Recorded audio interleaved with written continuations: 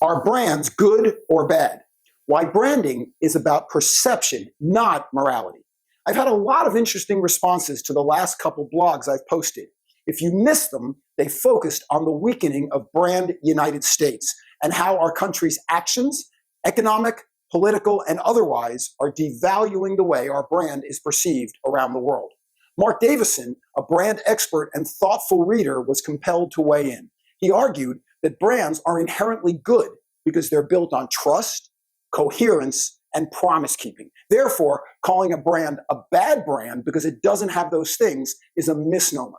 I responded that I agree with Mark on the fundamentals. When it comes to brands, coherence matters, consistency matters, and promise keeping is critical.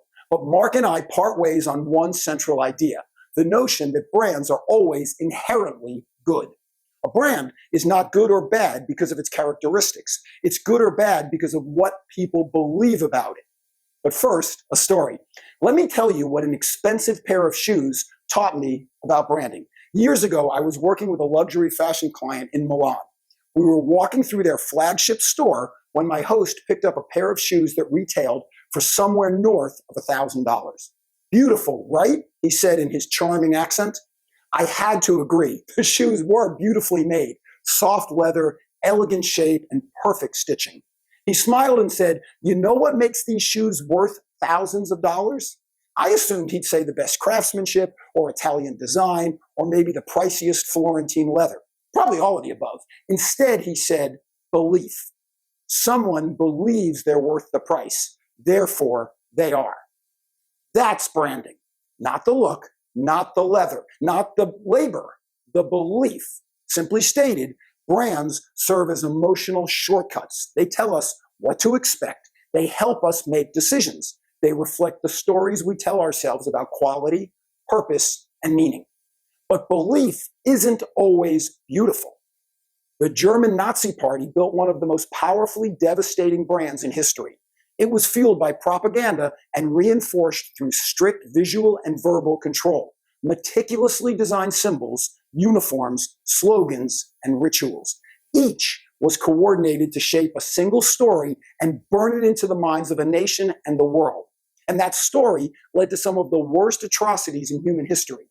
And yet, despite its barefaced barbarity, the brand itself remains instantly recognizable.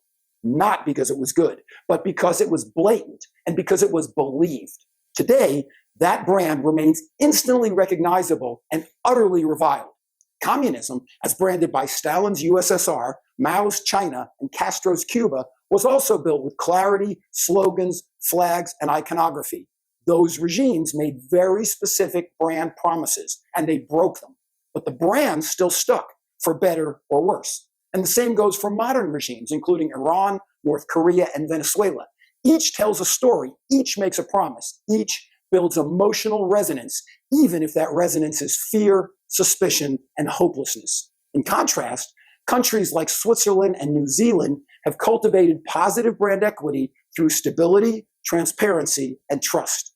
None of these brands exist because they're virtuous. They exist because they've been defined, repeated, and reinforced. As we've seen, a brand is not defined by its moral compass. It is defined by what people believe about it.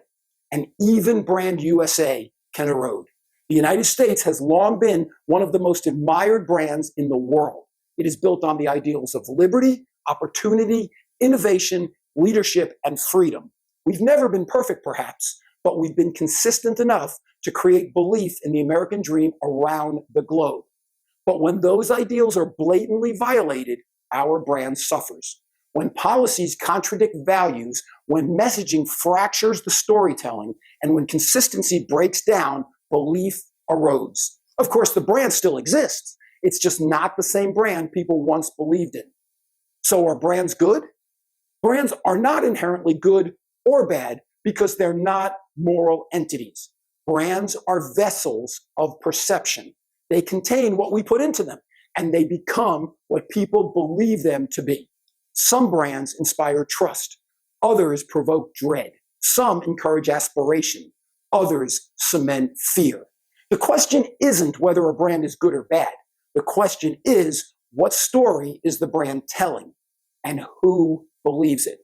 The job of constructing a brand isn't just design one that looks good, it's to create a brand that earns belief. And that's the challenge for every person, every company, and every country working to build something meaningful. If you're not telling your story with clarity, someone else will tell it for you. I keynote at conferences around the world, helping organizations build brands that matter and tell stories that stick. I still have a few dates open in 2025.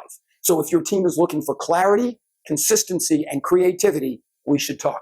You bring the mission, I'll help you shape the belief. Together, we can build brands worth believing in.